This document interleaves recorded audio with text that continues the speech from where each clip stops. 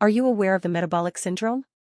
It's a cluster of risk factors that can lead to serious health problems like type 2 diabetes and heart disease. But did you know that it's not just adults who are at risk?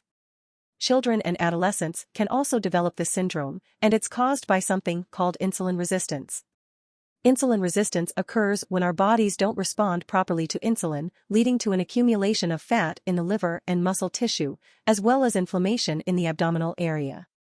This can cause high blood pressure and abnormal cholesterol levels. It's important to identify children and adolescents who are at high risk for developing the syndrome and refer them to a pediatric obesity specialist. But for the vast majority of children, the cause of their weight gain is a combination of genetic predisposition and environmental factors like a sedentary lifestyle and a diet high in calories.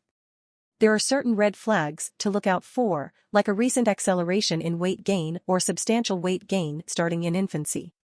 Personal medical history can also provide clues, like a family history of diabetes or exposure to gestational diabetes during pregnancy. Even small things, like a small head circumference at birth, can indicate a higher risk of developing insulin resistance and type 2 diabetes later in life.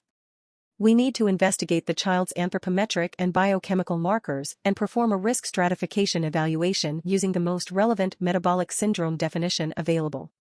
Each component of the definition should be used as a continuous variable, as they are associated with a continuous risk.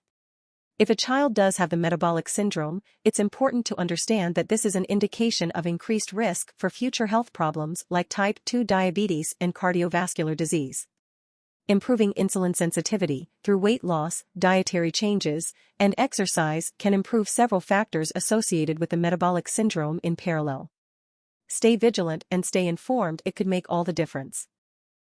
If you enjoyed this video, you'll be sure to enjoy this one.